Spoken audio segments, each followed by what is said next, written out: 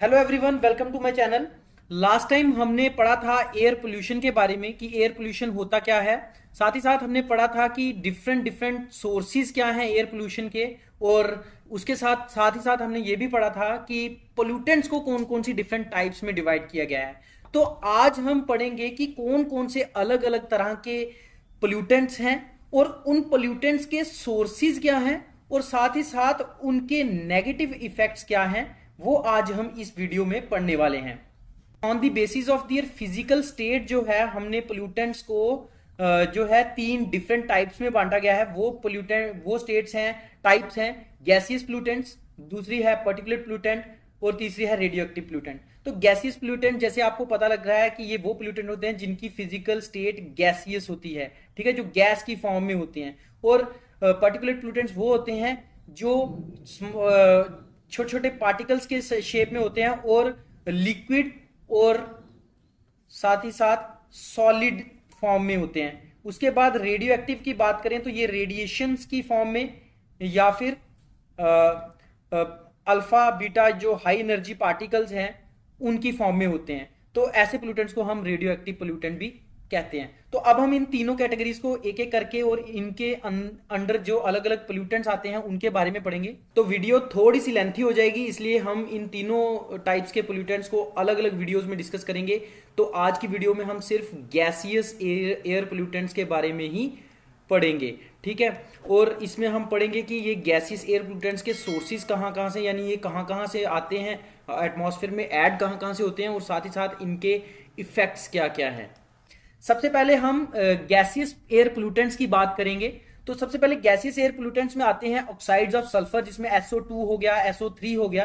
तो इसका सोर्स क्या है? ये SO2 और SO3 जो है, हम जब कोल को, पेट्रोलियम को या थर्मल पावर प्लांट्स में जो पेट्रोलियम को जलाते हैं या कोल को जलाते हैं, तो उससे जो है ये ऑक्साइड्स ऑफ सल्फर जो है एमिट होती हैं।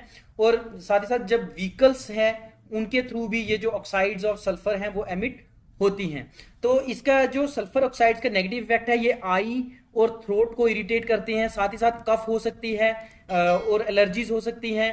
साथ ही साथ अगर ये हमारे फेफड़ों के अंदर, लंग्स के अंदर सल्फर की ऑक्साइड चली जाएं तो हमारे जो लंग्स के अंदर रेस्पिरेटरी एंजाइम्स हैं जैसे ऑक्सीडो रिडक्टेसिस होते हैं, उनको, उनके जो फंक्शंस को जो है रोकती है, खराब करती है, हिंडर करती है। तो उससे जो हमारे लंग्स की जो एक्सचेंज ऑफ गैसेस का प्रोसेस है वो भी जो है अफेक्टेड होता है। अब बात करते हैं ऑक्साइड्स ऑफ नाइट्रोजन की। तो ये जो ऑक्साइड्स ऑफ नाइट्रोजन है ये NO2 और NO3 की फॉर्म में होते हैं। तो ये जो ऑक्साइड्स ऑफ नाइट्रोजन है ये नेचुरली जो है, जो लाइटनिंग और थंडर वगैरह होता है जब, तो उसके थ्रू भी बनते हैं। और साथ ही साथ ये व्हीकुलर एमिशन, कोल, पेट्रोलियम बर्निंग, साथ में थर्मल पावर प्लांट्स के थ्रू भी जो है एटमॉस्फेयर में एमिट होता है। तो ये जो नाइट्रोजन की ऑक्साइड्स हैं इनकी वजह से हमें लंग्स की इरिटेशन होती है, इन्फ्लेमेशन हो सकती है, साथ ही साथ ब्रोंकाइटिस हो सकता है और अस्थमा जैसी प्रॉब्लम्स होती हैं। तो अब बात करते हैं कार्बन मोनोऑक्साइड की। तो सबसे पहले आपको ये पता ही होगा कि कार्बन मोनोऑक्साइड जो है वो इनकम्प्लीट कंबशन की वजह से होता है और इसके सोर्सेज मेनली व्हीकल्स होते हैं या फिर हम कार्बन बेस्ड फ्यूल्स जब पेट्रोल डीजल को जलाते हैं तब होते हैं, तब ये जो है कार्बन मोनोऑक्साइड प्रोड्यूस होती है। या फिर हम फ्यूल वुड वगैरह जलाएं या फिर नेचुरल या प्लांट्स के जो पार्ट्स हैं वो जलाएं, पत्तियां वगैरह, घास वगैरह जलाएं, तब भी इनकम्प्लीट कंबशन होती है और कार्बन मोनोऑक्साइड पैदा होती है। तो ये जो कार्बन मोनोऑक्साइड है इसकी पॉइजनिंग के कारण क्या होता है, अगर ये हमारी बॉडी में चले जाए तो ये हमारी बॉडी में जो, हमारे ब्लड में जो हेमोग्लोबिन प्रेजेंट होता है उसके साथ ये कार्बन मोनोऑक्साइड कंबाइन कर देती है और हमारी बॉडी में ऑक्सीजन कैरी करने वाले हीमोग्लोबिन की कमी हो जाती है, जिसकी वजह से हमारी बॉडी में अनकॉन्शियसनेस हो सकती है या पेशेंट की डेथ भी हो सकती है। या फिर जो म्यूकस मेम्ब्रेन्स हैं हमारी बॉडी के अंदर, नोज, थ्रोट, लंग्स वगैरह के, तो इनमें भी जो है इरिटेशन हो सकती है। नेक्स्ट हम बात करते हैं वॉलेटाइल ऑर्गेनिक कंपाउंड्स के। ये भी जो है गैसेस एयर पोल्यूटेंट्स के अंडर ही आते हैं। तो इनमें जैसे कि मोस्टली जो हाइड्रोकार्बन्स होते हैं वो वोलेटाइल ऑर्गेनिक कंपाउंड्स की कैटेगरी में आते हैं, जैसे मिथेन हो गया, बेंजीन हो गया, टोलीन हो गया, जाइलिन हो गया। तो ये जो है पोल्यूटेंट्स मेनली पेंट्स वगैरह में या पेंट रिमूवर्स जो होते हैं उनमें पाए जाते हैं। साथ ही साथ जो कारपेंटर्स वगैरह होते हैं, आपने देखा होगा कि कारपेंटर्स के की शॉप में जो अलग अलग चीजें बनी होती हैं, टेबल चेयर्स वगैरह, उनमें से अजीब अलग सी स्मेल आ रही होती है। तो ये प्रिजर्वेटिव्स वही जो है पॉलिशेस वगैरह यूज की जाती हैं। साथ ही साथ उनमें ये जो है वोलेटाइल ऑर्गेनिक कंपाउंड्स होते हैं, एरोसोल स्प्रेज होती हैं, क्लींजर्स होते हैं जैसे डिसइंफेक्टेंट्स वगैरह, जैसे पेस्ट रिपेलेंट्स वगैरह हम यूज करते हैं, उसके अंदर जो है वॉलेटाइल ऑर्गेनिक कंपाउंड्स होते हैं। और साथ ही साथ इसका नेगेटिव इफेक्ट क्या है, ये जो वॉलेटाइल ऑर्गेनिक कंपाउंड्स हैं इनसे ग्लोबल वार्मिंग होती है। साथ ही साथ ये जो वॉलेटाइल ऑर्गेनिक कंपाउंड्स हैं ये किडनी के लिए, लंग्स के लिए जो है कार्सिनोजेनिक है, यानी किडनी और लंग्स का कैंसर कॉज करते हैं। उसी के साथ हाइपर टेंशन हो सकती है इनके कारण, अगर ये बॉडी में चले जाएं तो हाइपरटेंशन यानी हाई ब्लड प्रेशर और आईज नोज थ्रोट की इरिटेशन, तो ये हर एक पोल्यूटेंट में लगभग होती ही है। जो भी एयर पोल्यूटेंट है उससे आईज नोज थ्रोट और लंग पोल्यूटेंट प्रॉब्लम्स तो होती ही हैं।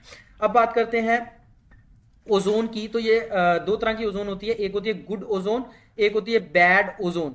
तो गुड ओजोन जो है वो हमारे स्ट्रेटोस्फीयर में होती है, और बैड ओजोन जो हमारी ट्रोपोस्फीयर में पोल्यूशन की वजह से बनती है। तो ये जो हम बात कर रहे हैं बैड ओजोन की बात कर रहे हैं, तो ये जो ट्रोपोस्फीयर में या ग्राउंड लेवल पे जो ओजोन बनती है, ये बनती है जब भी ऑटोमोबाइल वगैरह, फैक्ट्रीज वगैरह से जो एमिशंस होते हैं, जो गैसेज रिलीज होती हैं, जब वो एयर में रिएक्ट करती हैं तो ओजोन बनाती हैं।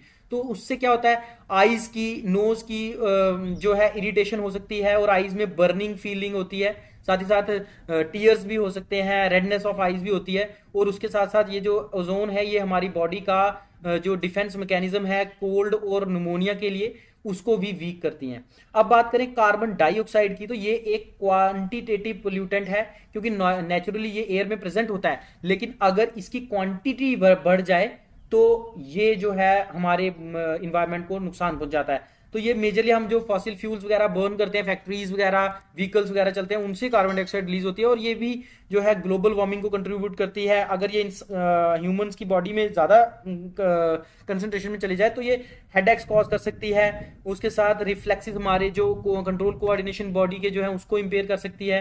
साथ ही साथ हमारी बॉडी में जजमेंट और विजन की जो एबिलिटी है उसको भी ये कार्बन डाइऑक्साइड इफेक्ट करती है।